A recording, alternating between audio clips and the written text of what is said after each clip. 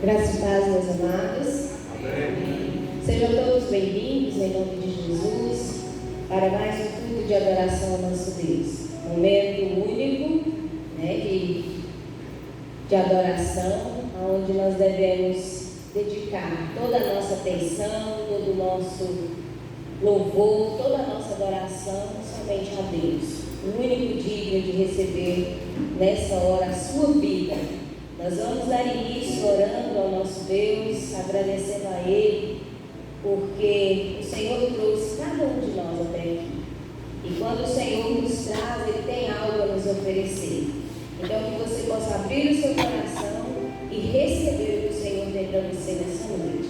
Vamos orar ao nosso Deus. Eu vou pedir o Mazinho que esteja fazendo oração de gratidão. Deus bendito, Pai amado, nós te louvamos, nós te agradecemos, ó Deus, pelas maravilhas que o Senhor tem operado, derramado e ensinado na nossa vida. Te agradecemos, ó Deus, pelo dia que o Senhor nos concedeu, por cada minuto, ó Deus, cada hora de vida nesse dia. Te louvamos, ó Deus, pelas nossas vidas, ó Deus, pelos nossos familiares, te louvamos, ó Deus, pelos nossos irmãos. Te adoramos, ó Deus, e louvamos pela existência desta igreja, das demais igrejas, ó Pai, que tem pregado, ó Deus, com fidelidade a palavra do Senhor. Deus, nós te louvamos porque o Senhor, ó Pai, nos chamou, ó Pai, nos alertou, abriu os nossos olhos, nos acolheu como filhos debaixo das tuas asas, ó Pai, desde então tem nos guiado, tem nos sustentado e tem nos suprido. Deus, nós te louvamos porque, ó Deus, mesmo nos momentos difíceis da vida, que o Senhor, Deus, está conosco, ó Pai, nos dando a tua presença, nos dando, ó Pai, o teu refrigério, nos dando fortalecimento que só o teu Espírito nos pode conduzir. Deus, nós te adoramos e louvamos pela tua palavra, Deus, que nos despertou para um relacionamento com o Senhor. Ó Deus, nós te louvamos porque, ó Deus, nesse relacionamento, Pai, o Senhor nos dá a graça de adorarmos a Ti, ó Deus, através de cultos, de reuniões como essa. Muito obrigado, Senhor, por cada vida aqui presente, por cada um, Deus, que o Senhor, Deus, agraciou, Deus, com a oportunidade de vir a este local. Ó Deus, nós te adoramos e agradecemos, Deus, porque sabemos que o Senhor, Pai, não nos trouxe aqui em vão. Nós te adoramos e agradecemos porque sabemos, Deus, que o Senhor nos trouxe aqui com um propósito, Deus, maior, Deus, melhor para a nossa vida. E por isso nós te adoramos, por isso nós te agradecemos, em nome de Jesus. Amém. Amém. Vamos pensar um pouquinho no que o Senhor tem, para nós nessa noite. A palavra do Senhor fala que há tempo para todo o propósito debaixo dos céus. Tempo de nascer, tempo de morrer, tempo de trabalhar, de descansar, de sorrir, de chorar. E essa oportunidade agora é tempo de louvar. É tempo de louvar a Deus. Então abra o seu coração e louve o Senhor com esse canto. Hoje é tempo de louvar a Deus.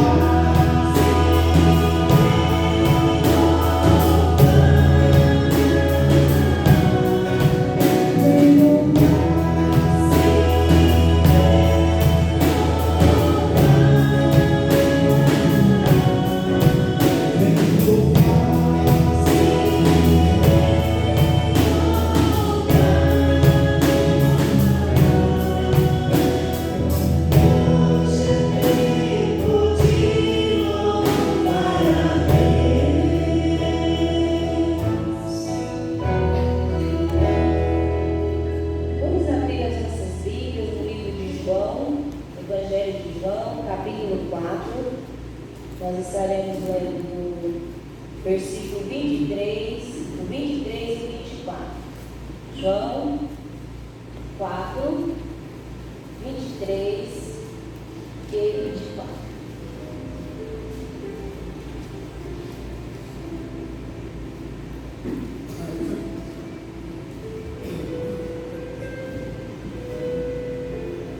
Evangelho de João, capítulo 4, versículo 23 e 24. Amém? Amém.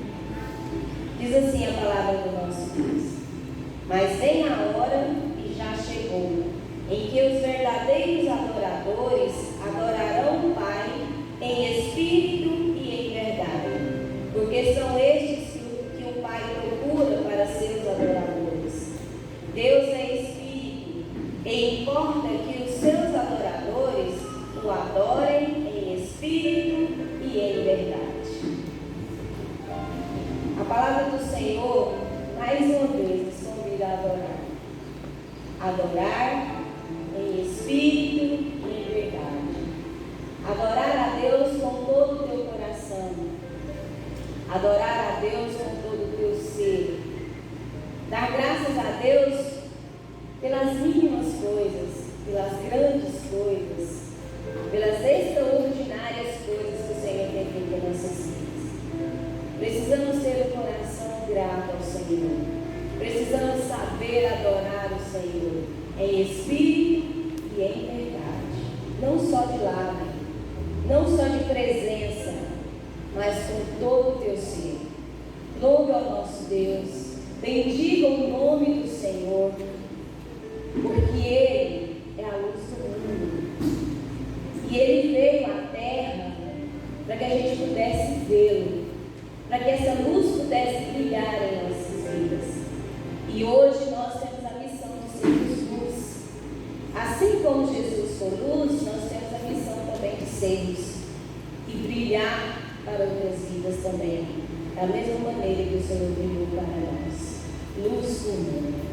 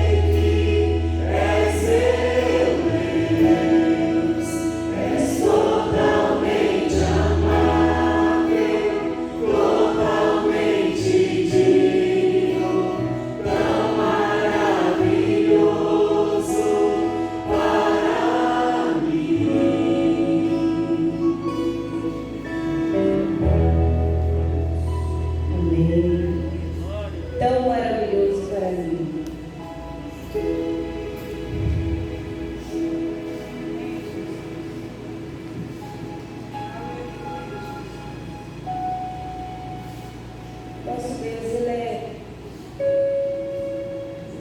maravilhoso demais.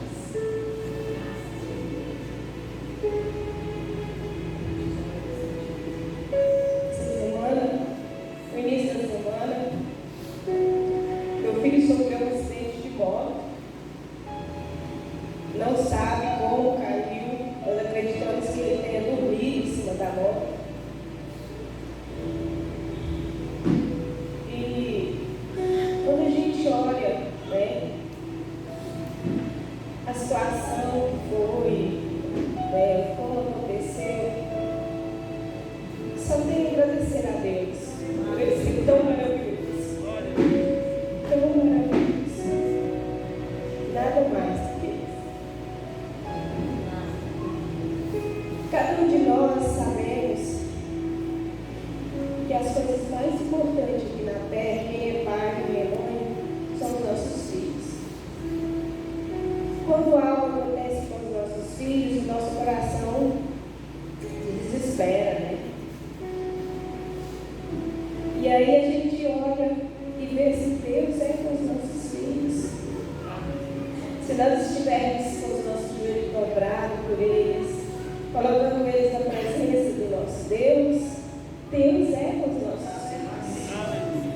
Não sou eu que protejo meu filho, não é você que protege o seu. É Deus, meus irmãos, é Deus.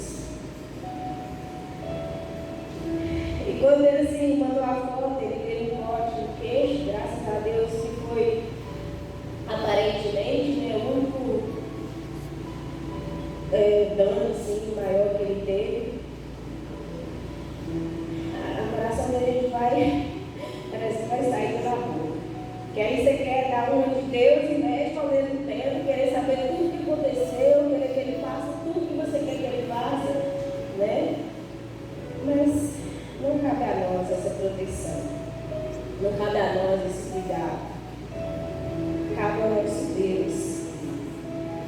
Então eu digo a você, meu irmão, que não tem orado pelos seus filhos, comece a orar. Comece a colocar os seus filhos na presença do nosso Deus, desde pequeno. Nós sabemos que o nosso Deus, Ele ouve o nosso clamor, Ele cuida dos nossos. Nós precisamos fazer isso. Olhe pelo casamento dos seus filhos, pela namorada que futuramente ele vai arrumar. Olhe pelo trabalho, pelos amigos. Coloque tudo isso na presença de Deus. Porque eu sei que quando nós fazemos isso, nós podemos confiar. Nós podemos confiar. Eu dou graças a Deus pelo livramento que o Senhor deu ao meu filho. Mas eu sei que qualquer outra coisa que tivesse acontecido, não teria fugido do controle dele.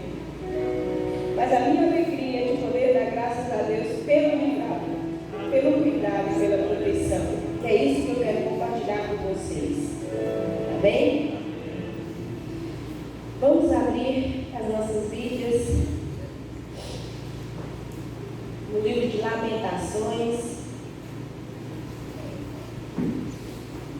Nós estaremos lendo no capítulo 3 de Lamentações, do versículo 22 ao 25.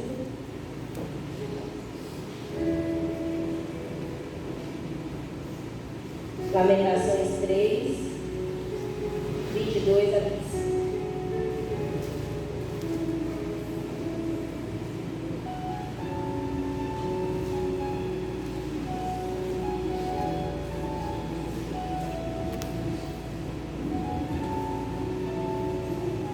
Lamentações 3, de 22 a 25. Vamos estar lendo de forma responsiva. Diz assim a palavra do nosso Deus: as misericórdias do Senhor são a causa de não sermos consumidos, porque as suas misericórdias não têm fim. Vamos ficar grande é a sua fidelidade. A minha porção é o Senhor, diz a minha alma, portanto esperarei nele. Bom é o Senhor para os que esperam por ele, para a alma que o busca. Amém.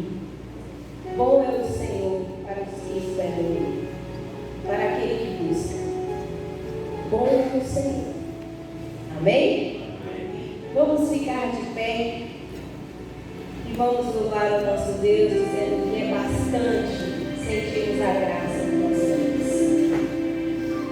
Porque essa graça ela é maior do que a vida. É bastante.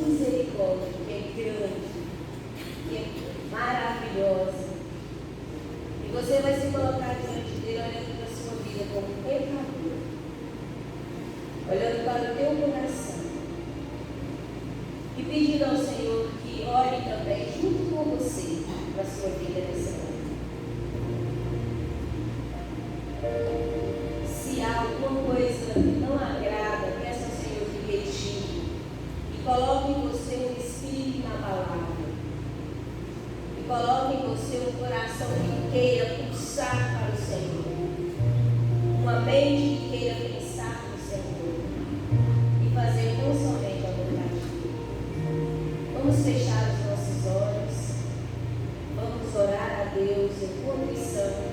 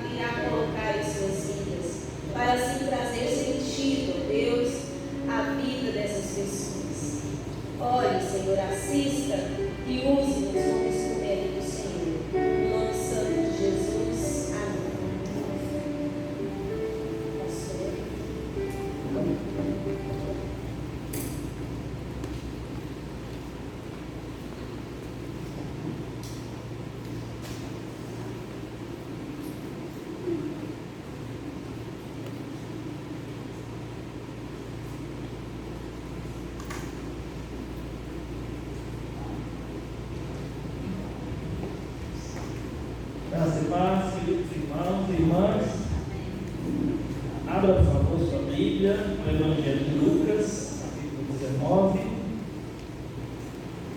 Obrigado, irmão, por isso e luz. Deus tem usado poderosamente a vida de vocês nessa noite. Bendito seja o Senhor.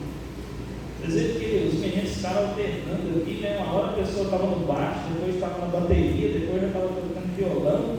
Achei interessante as alternâncias. Eu tenho vontade de alternar na pregação também. Se eu pregar um pedaço, eu jogo um pedacinho. Não sei sobreviver depois desse choque. Lucas capítulo 19. Lucas 19.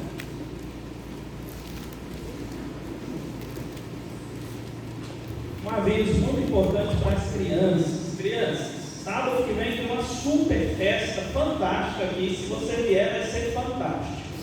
Se você vier trazer um coleguinha, vai ser bifantástico. E se você vier trouxer 3 coleguinhas ou 2, vai ser trifantástico. Vai ser uma bênção. Você precisa vir aqui sábado, 3h30 da tarde. Vai ter um momento muito especial para as crianças. Então venha sábado, 3h30, traga o seu coleguinha, chegue uns 10 minutinhos antes, convide o vizinho, o coleguinha da escola, o vizinho de trás, de frente, para que venham aqui no próximo sábado, 3h30 da tarde, para uma programação muito especial. Tá bom? Todas as crianças, ok? Combinado, sim ou não?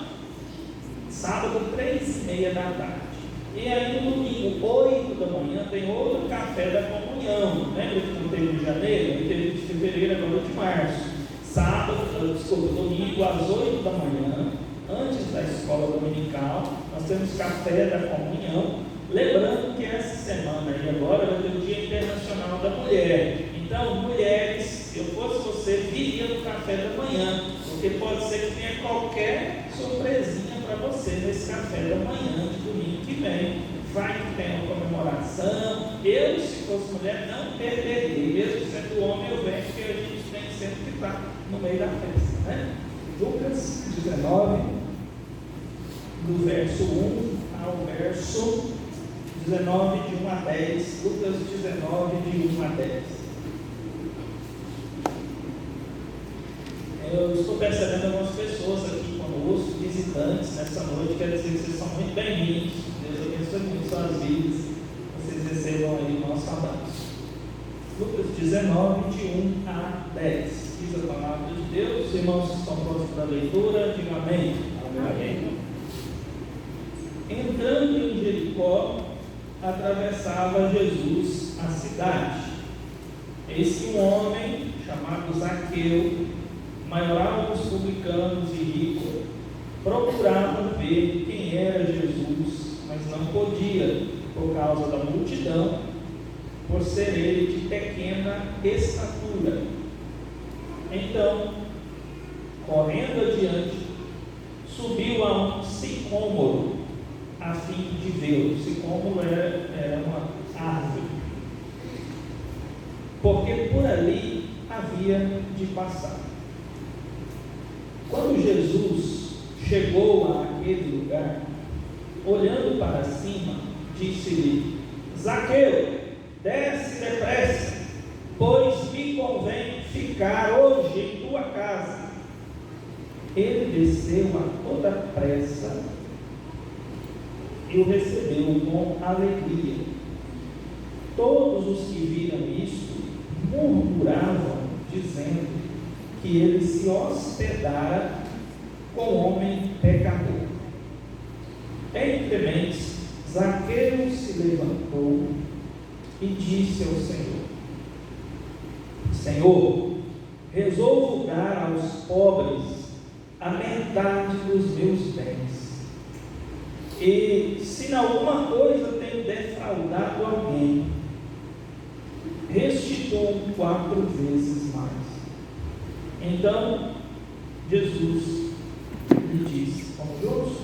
Hoje houve salvação nesta casa, pois também este é filho de Abraão, porque o Filho do Homem veio buscar e salvar o perdido. Vamos orar ao Senhor. Deus, nosso Pai, que tanto já tem ministrado aos nossos corações nesta noite. Pedimos que o Senhor nos dê o entendimento, a atenção e tudo o que precisarmos para recebermos a palavra bendita do Senhor, explicada e aplicada aos nossos corações. Fala conosco, Senhor, em nome de Jesus. Amém. Nós temos visto nos últimos domingos sobre Jesus nas casas. E sempre que Jesus estava informalmente com as pessoas nos lares, ele ensinava e também realizava maravilhas. Lembramos, por exemplo, na casa de Simão, o ex-leproso, Jesus, enquanto era perfumado, ensinou sobre o grande mandamento e anunciou sua morte em lugar do pecador. Depois nós vimos na casa de Pedro, Jesus curando a sogra dele que estava com febre muito alta. E hoje, na casa de Zaqueu, qual será a maravilha operada por Jesus ali? A estadia de Jesus na casa de Zaqueu se deu quando Jesus estava de viagem para Jerusalém. Era já a última viagem, a terceira viagem de Jesus, terceira e última viagem dele para Jerusalém durante o seu ministério. Ele estava indo para a festa da Páscoa. Daqui a poucos dias Jesus comemoraria a Páscoa com os discípulos, seria preso, maltratado, seria morto e depois ressuscitaria. Foi nessa última viagem que Jesus esteve passando por Jericó e ficou na casa de Zaqueu. Durante a viagem, Jesus chega nessa cidade de Jericó.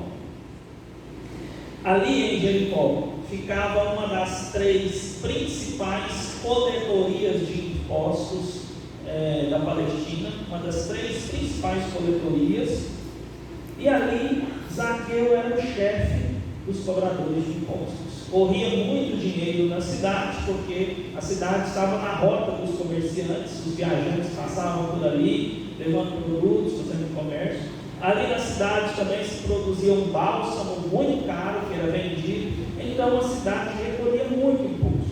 Zaqueu era o chefe dos cobradores de impostos, morava ali, tinha um alto salário, porém era um homem tão ganancioso que não se contentava com o seu salário. E arrancava o dinheiro das pessoas e acabou se enriquecendo muito com isso. Mas, neste dia, Jesus está passando por Jericó e Jesus vai ficar hospedado exatamente na casa deste homem ganancioso, corrupto, um funcionário público, baixinho, e Jesus vai transformar completamente a vida deste homem. Então nós vamos estudar hoje sobre esse tema, Jesus na casa de Zaqueu. E o que aprendemos com a estadia de Jesus na casa de Zaqueu?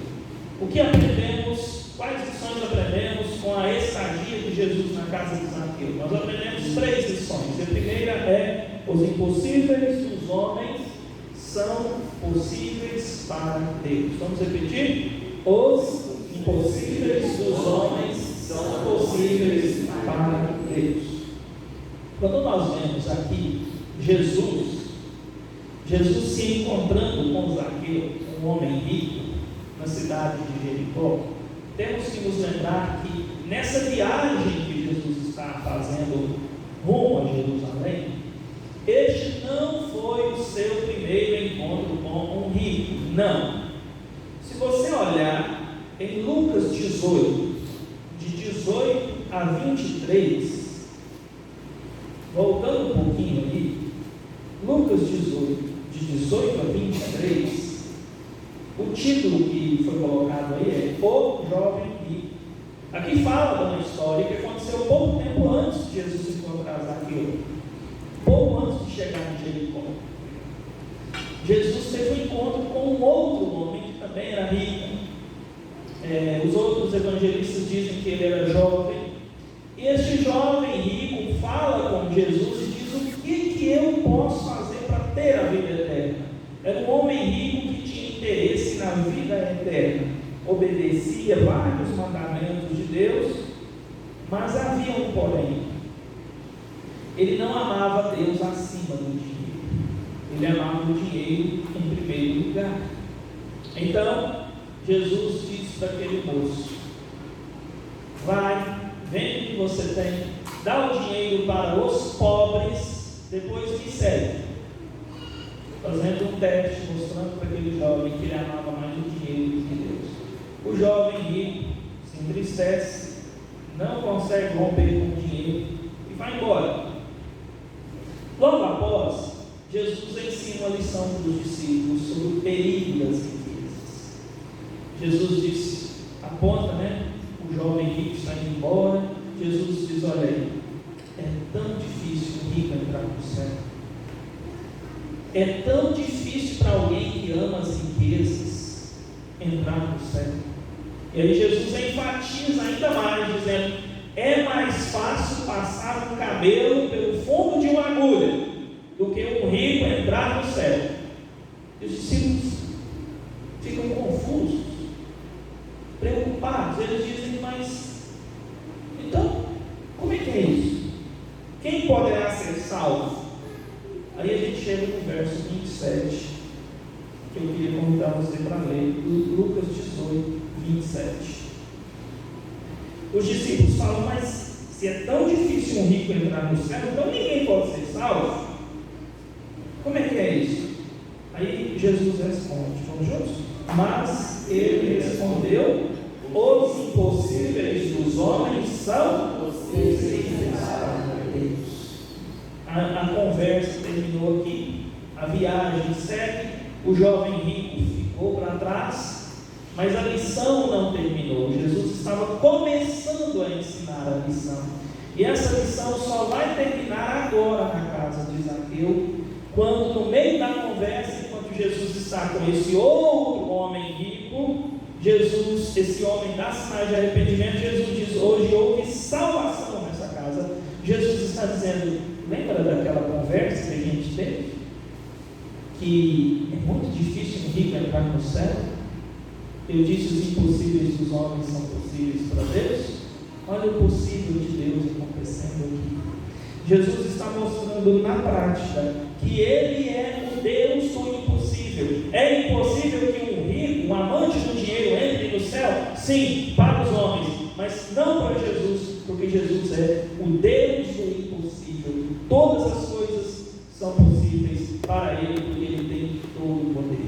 Para Jesus não há impossíveis. E quando Jesus aqui converte Zaqueu e diz que Zaqueu será salvo, então Jesus está dizendo muito mais do que: olha, Zaqueuzinho converteu. Jesus está dizendo: veja o impossível se tornando possível.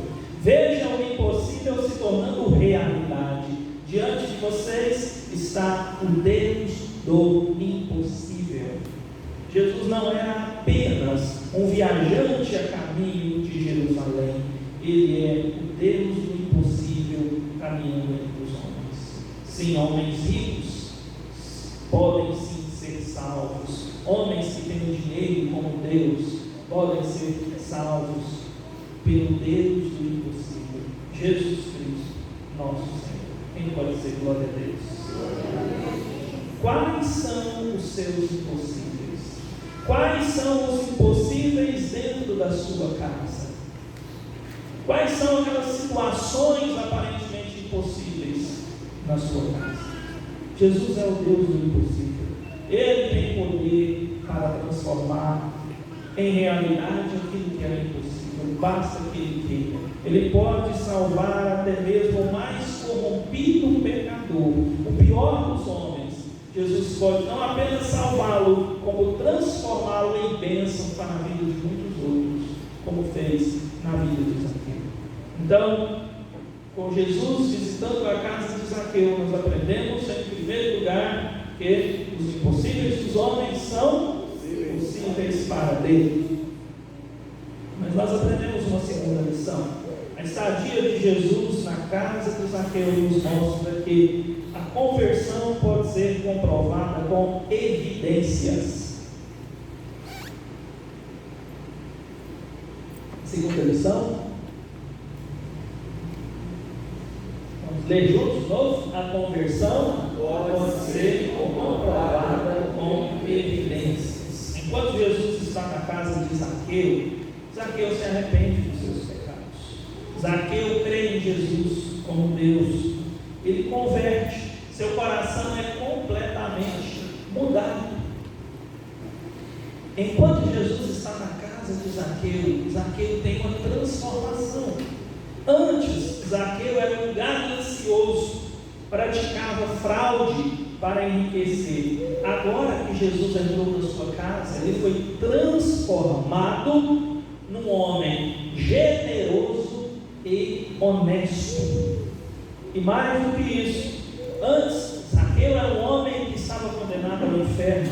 Agora, Zaqueu é um homem salvo. Foi o próprio Jesus que aponta para Zaqueu e disse: hoje houve salvação nesta casa. Este homem é filho de Abraão. Jesus é quem disse que esse homem está salvo.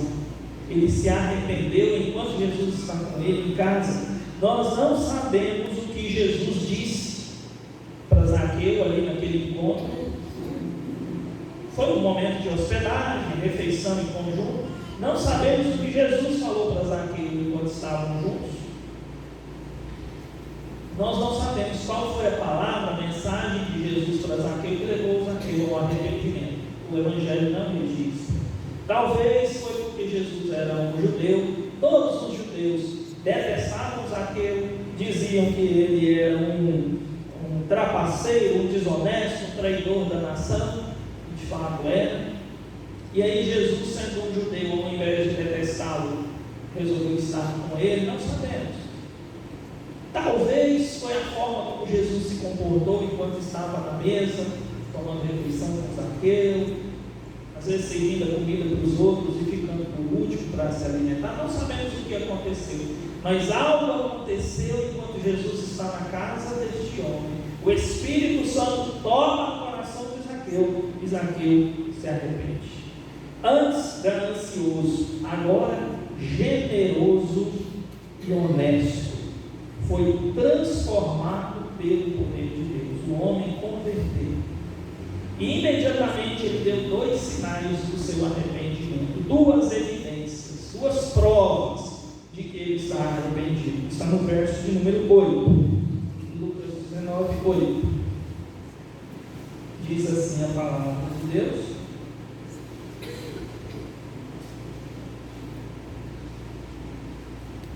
entremente, ou seja, naquele momento, naquela ocasião, Zaqueu se levantou e disse ao Senhor: primeiro, resolvo dar aos pobres a metade dos meus bens. Aqui está a primeira evidência, a primeira comprovação da mudança de coração de Zaqueu. A primeira evidência ou prova do seu arrependimento.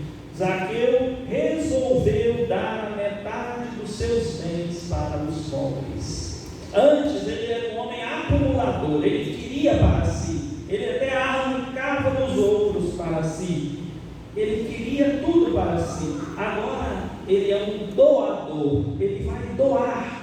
Antes ele era egoísta, agora transforma-se em homem generoso. Antes ignorava os mandamentos de Deus, agora o mandamento de Deus de amar o próximo como a mim mesmo se tornou prioridade para Zaqueu. O coração mudou e agora as suas atitudes vão mudar. Aquele acumulador que queria mais dinheiro agora vai pegar uma parte e vai distribuir para os pobres. Mas houve uma segunda evidência da conversão de Zaqueu, que também está no verso 8, que diz assim, depois do ponto e vírgula aí: e se alguma coisa tenho defraudado alguém, restituo 4 vezes mais. A primeira evidência é a doação, ele vai dar metade dos bens aos pobres. A segunda evidência é restituição, ele vai restituir as pessoas a quem ele defraudou. Defraudar neste texto significa extorquir, chantagear, ou seja, arrancar dinheiro das pessoas de maneira desonesta, usando de maneira corrupta, pressionar o outro para me dar dinheiro. Era isso que Zaqueu fazia. E ele diz: as pessoas que eu tratei dessa forma, eu vou devolver 4 vezes mais. Nós temos aqui um homem que admite os seus pecados, e nós temos um homem que vai consertar a sua vida, reparar os seus erros. Eu era acumulador, eu vou ser um doador. Eu arrancava o dinheiro das pessoas desonestamente. Agora vou não só ser honesto, como vou pagar com juros. Um homem que teve uma mudança no coração, e agora essa mudança está nos seus lábios quando ele faz um compromisso, e assim que ele tiver condição, ou assim que ele tiver oportunidade, ele vai com os seus atos mostrar a mudança da sua vida. Zaqueu não foi salvo por causa das boas obras, não.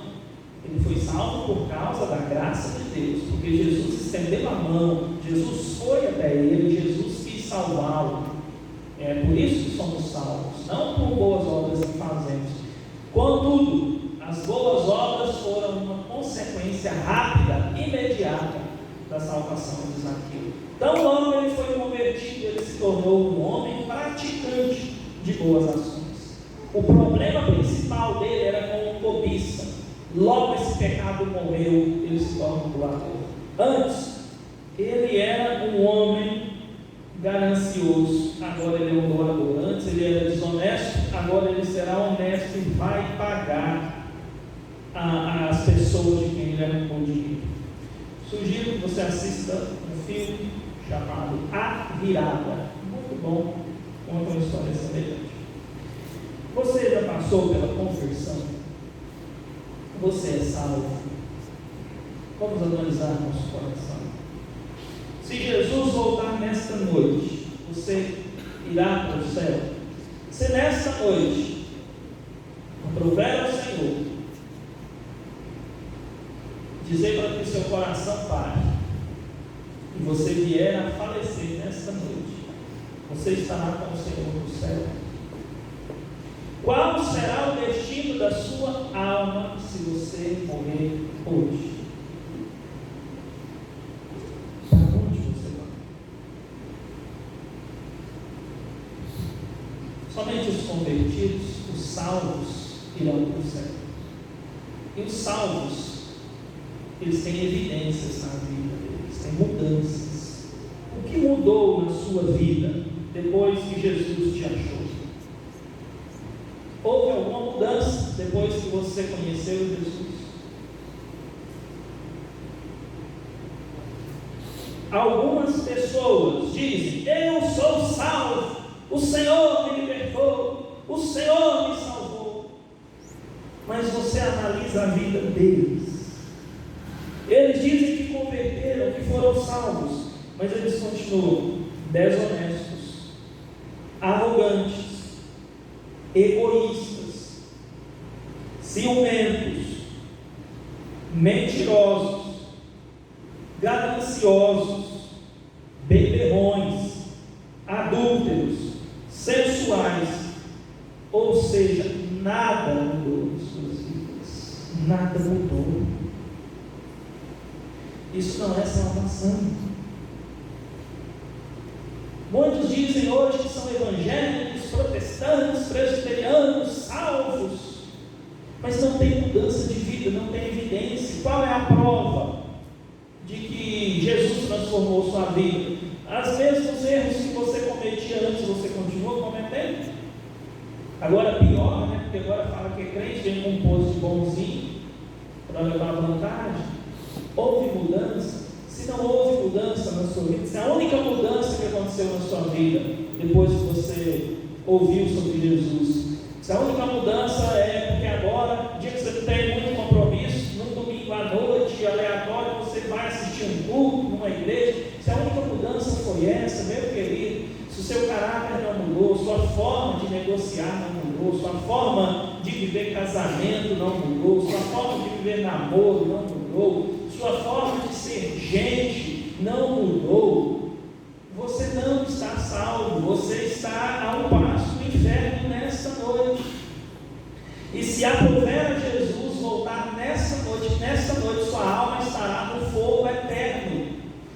sendo atormentado por todos os séculos. Se não houve mudança, você não está salvo. Clame pela misericórdia de Deus para que a sua vida não termine nessa noite, porque se terminar, sua alma estará fritando eternamente. E depois disso, seu corpo também, depois da ressurreição.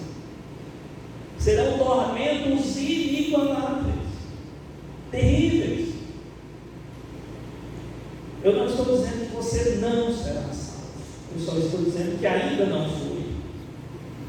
Se Deus tiver a oportunidade de continuar vivo, ainda há chance. Clame a misericórdia, clame o socorro de Deus. Peça que Deus, por sua misericórdia e graça, venha ao seu coração e transforme, produza novo nascimento e te salve. Ele ainda pode te salvar. Eu não estou dizendo que está tudo perdido. Não está. As coisas podem mudar.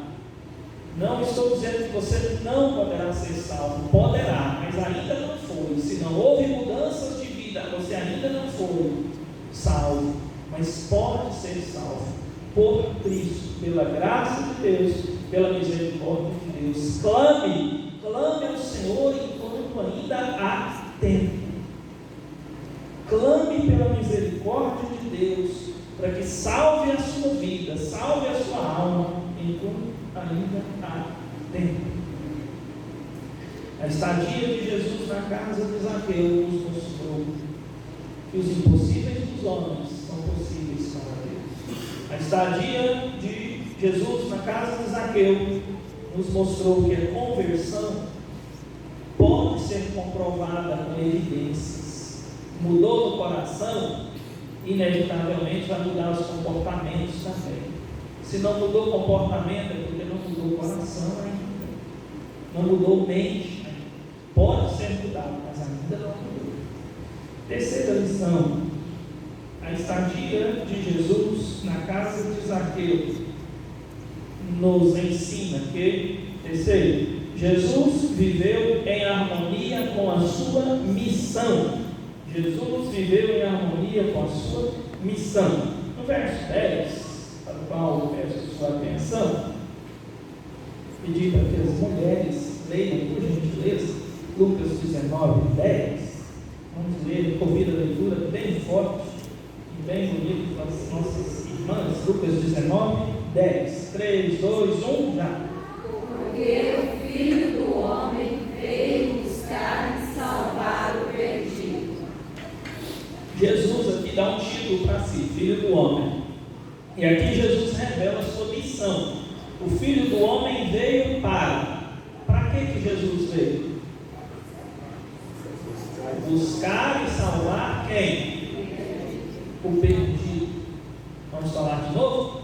Jesus veio para buscar e salvar o perdido. Por que Jesus foi na casa de Zaqueu? Porque Zaqueu estava perdido e Jesus veio salvar perdidos. Essa foi a missão dele. Aqui nós temos a resposta para o auditório. Quando Jesus está passando em Jericó, tem muita gente indo para a porta de casa, vendo aquela comitiva que está passando, que estava passando Jesus e mais algumas pessoas. Muita gente indo para Jerusalém. A cidade movimentou, todo mundo parou, olhou, e as pessoas viram Jesus conversando com Zaqueu, e muita gente viu Jesus acompanhando Zaqueu e indo ficar na casa de Zaqueu. Os que estavam mais perto ouviram Jesus dizendo: Zaqueu, desce, bora lá, vou ficar na sua casa. O único texto na Bíblia que Jesus se candidatou para ficar na casa de alguém foi aqui. Os outros textos as pessoas convidavam. Aqui Jesus disse: eu estou indo, hein? Ele se candidatou.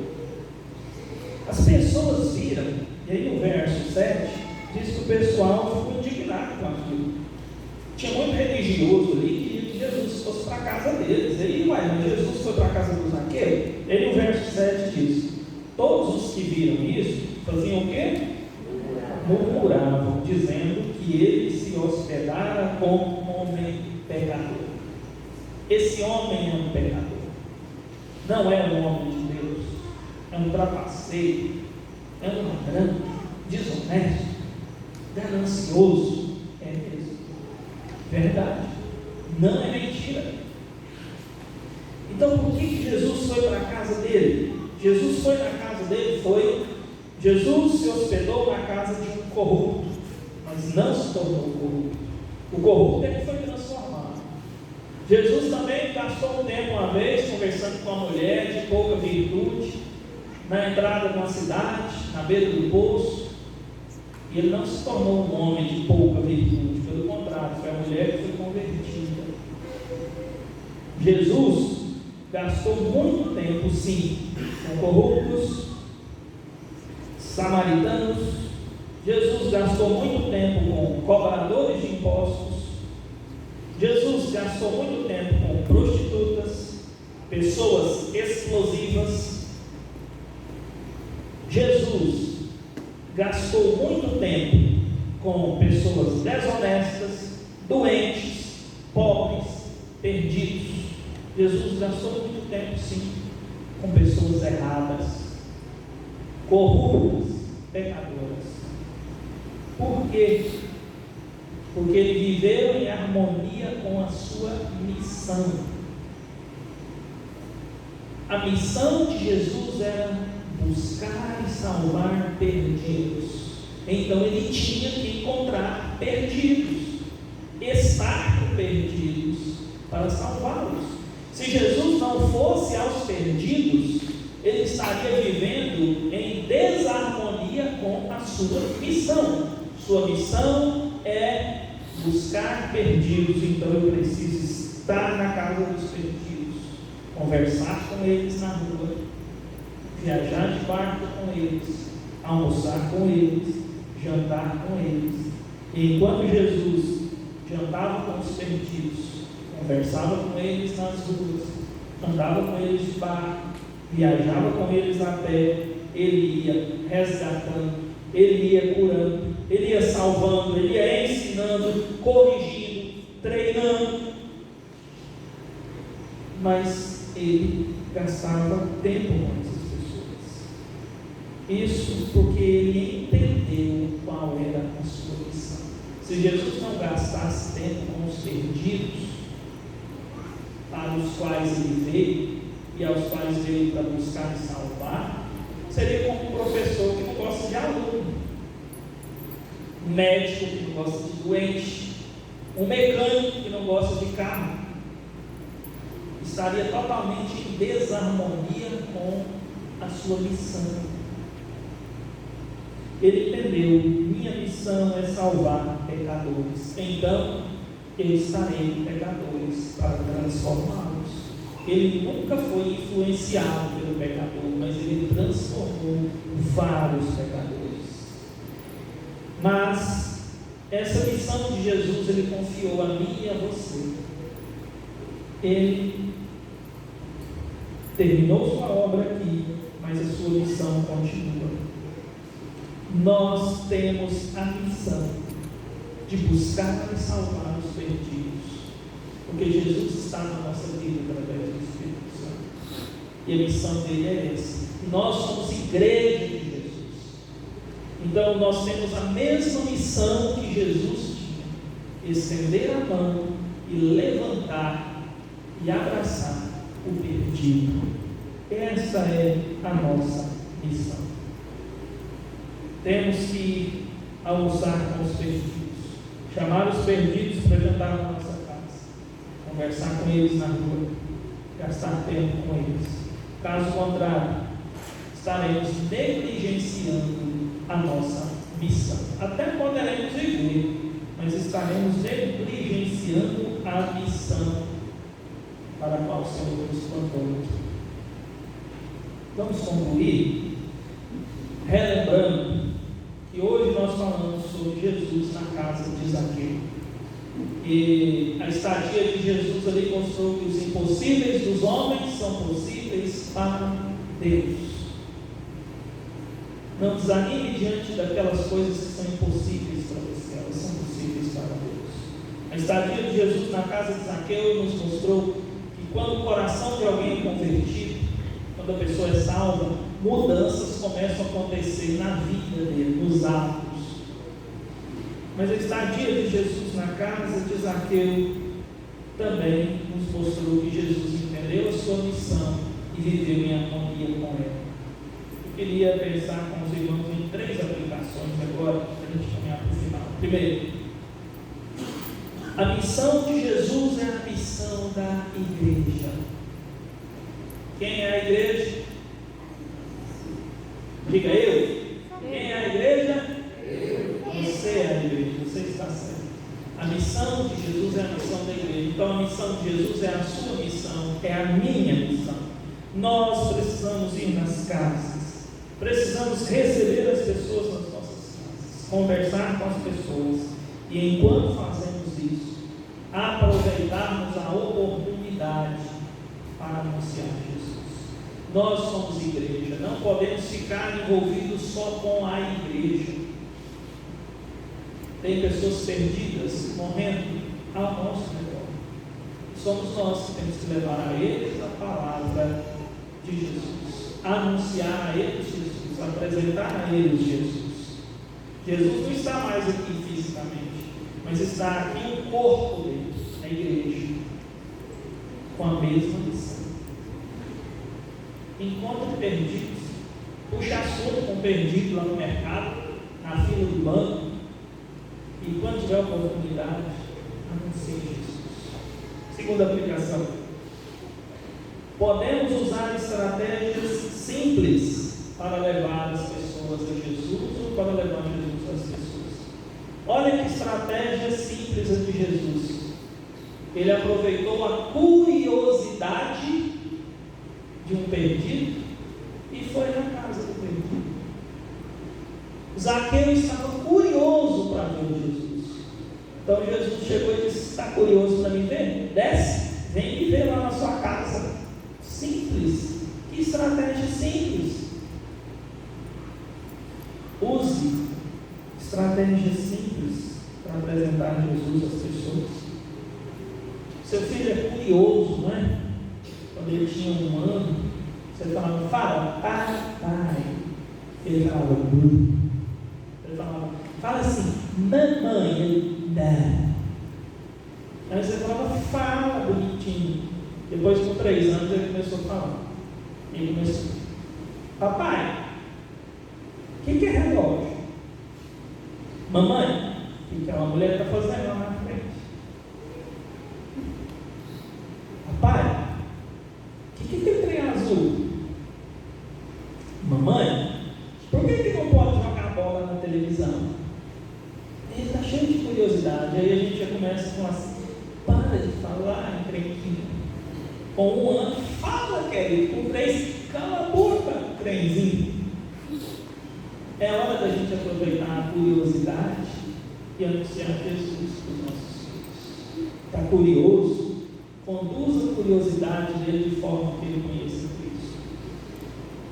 Olha ao seu redor. Você trabalha com pessoas, negocia com pessoas, se diverte em alguns lugares que tem pessoas curiosas. Aproveite a curiosidade dessas pessoas e anuncie Jesus. Apresente a pessoa de Jesus para que essas pessoas possam conhecer. Estratégia simples. Curiosidades, estar em casa, simples, e ali apresente Jesus. Terceira aplicação. Uma mensagem sobre Zaqueu traz à tona um sério problema mundial. Observe a ênfase no mundial. O problema é pessoas corruptas em cargos públicos e opressão financeira. Desonestos, ocupando cargo público e oprimindo outros. É um problema mundial. É uma realidade em vários países. E nós temos um remédio para isso, como igreja. E o remédio é orar para que Deus converta os corruptos que estão em cargos públicos, oprimindo pobres. O remédio é orar para que Cristo faça na vida deles a mesma obra que fez na vida de Zaqueu. Para que Deus os transforme em honestos e generosos. O remédio não é ficar alternando, botando um outro. O remédio é joelho no chão. É meio difícil, né? É mais difícil do que a gente imagina. É joelho no chão e clamando: Senhor, olha para as pessoas que estão mundo afora, em cargos públicos, arrancando dinheiro de outros, e dê para eles o mesmo coração que deu para Zaqueu. Faça deles doadores honestos, generosos, convertidos. A arma está na nossa mão, nos nossos joelhos. A oração, o clamor a Deus. O Senhor nos dê graça, nos ajude. E lembremos sempre que o Senhor Jesus pode todas as coisas. Aquilo que para nós é impossível, para Ele é totalmente possível, porque para Deus não há impossíveis em todas as suas promessas. Ele tem todo o poder para fazer, inclusive, aquilo que para nós é impossível. Ele pode transformar os nossos impossíveis em realidades. Bendito seja o Senhor Jesus por isso. Amém? Fiquem em pé, bastante, por favor, vamos orar. Enquanto estamos de pé, quero convidar você para duas coisas. Primeiro, reflita: Senhor, mudaram algumas coisas na minha vida depois que eu comecei a conhecê-lo? Se não mudou, Senhor, me salva nessa noite. Outra coisa que eu te desafio é: apresente seus impossíveis para Jesus. Senhor Jesus, tem algumas coisas impossíveis para mim, estão machucando meu coração, mas é impossível. Mas eu peço que o Senhor intervenha com seu poder nessa noite. Olha o Senhor por alguns momentos.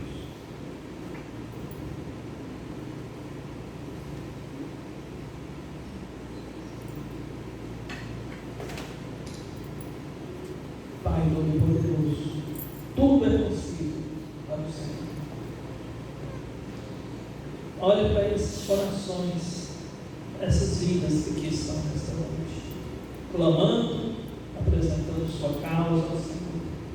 Meu Deus, em nome de Jesus, vem com o seu poder, com a força do seu braço, e transforme aquilo que é impossível em realidade, conforme o seu propósito e a sua vontade. Manifeste o seu poder e socorre essas vidas, ó Deus, em nome de Jesus. Meu Deus, se pelo seu Espírito Santo o Senhor mostrou para alguém nesta noite que essa pessoa ainda não foi salva, que o seu Espírito Santo venha e transforme esse coração, produza um novo nascimento, livre do fogo eterno. Salva, Senhor, nesta noite, essa alma, essa vida, para a glória do Senhor, em nome de Jesus. Amém. Podemos sentar, queridos irmãos. Muito obrigado a aqueles que nos acompanharam pela transmissão. E vamos agora para a outra.